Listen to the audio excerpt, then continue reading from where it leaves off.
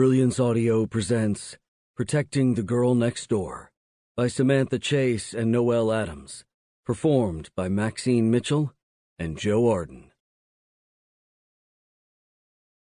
The first time someone called me out on being an asshole with women was when I was 18. That someone was my mother. I was standing in front of the full-length mirror in my bedroom checking myself out in my tux. It was prom, and Amber Collins had insisted I wear this. If she was happy with me in the tux, she'd be even happier with me out of it. A slow grin slid across my face as thoughts of how the evening would progress raced through my head. "Oh, look at you," my mom said from behind me. "You look so handsome."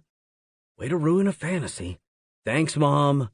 She walked over and smoothed a hand over my jacket and then turned me to face her while she straightened my tie. "Tell me again why the last-minute change in prom dates.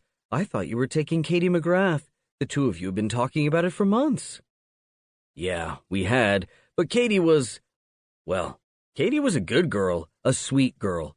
The girl next door who was almost too damn nice. For the 3 months that we dated, I hadn't gotten beyond first base. First base, for crying out loud!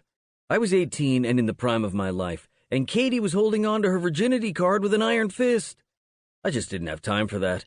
I was young and horny and tired of waiting around.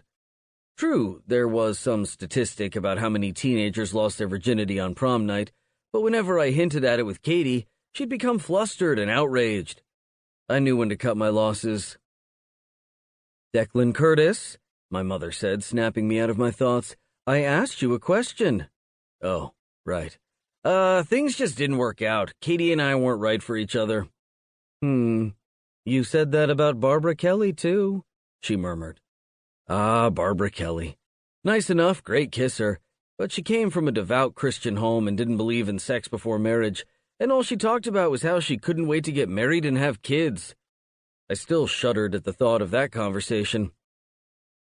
"And then there was Melanie Baxter," my mom said wistfully. "I really liked her." "That made one of us. We dated for only 2 weeks, but she was as prim as they came. Only let me kiss her on the cheek and hold her hand. What can I say, Mom? Sometimes things don't work out." "Oh, stop," she said as she stepped back and looked at me again. "All of those girls were incredibly sweet, so nice and well-mannered, and pretty. I'm telling you, you might not want to admit it, but you seem to have a thing for the fresh-faced girls. You know, the typical girl-next-door type." Unfortunately, she had a point. There was something to be said for that. All those girls were pretty, but they were just good girls. And no matter how hard I tried, they never let me make them bad. After each of those relationships ended, and I always tried to end them on good terms, I'd always quickly rebounded with some of the naughtier girls. I'd get what I wanted, they'd get what they wanted, and then I'd try it again with another sweet one. Maybe I had a problem. The doorbell rang and my mother looked at me oddly. "I didn't think anyone was coming here. I thought you were picking your date up." I shrugged. "Nope. Amber hired the limo and said she'd pick me up.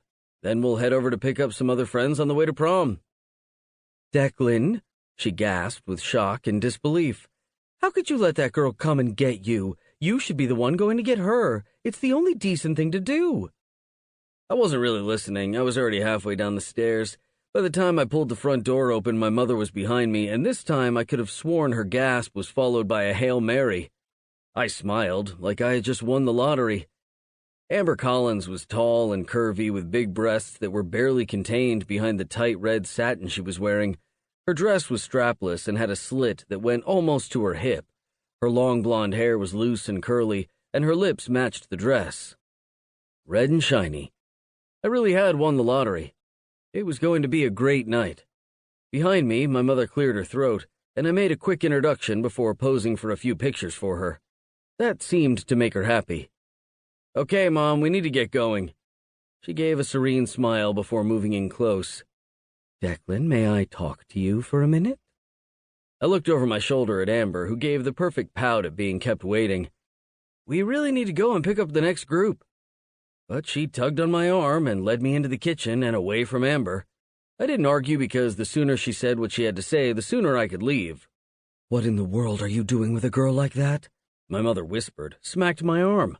"Ow, what the— Mom!" She poked a finger at my chest. Are you telling me that this is the kind of girl you want to go out with? Yeah. That's why I'm going to the prom with her. Are we done here? The bland look she gave me told me no. I sighed. What is wrong with Amber? You just met her. You have no idea what she's like. Oh, I know what she's like, she said, her tone disapproving. That girl is a wild child if I ever saw one. How could you go from a sweet girl like Katie to her?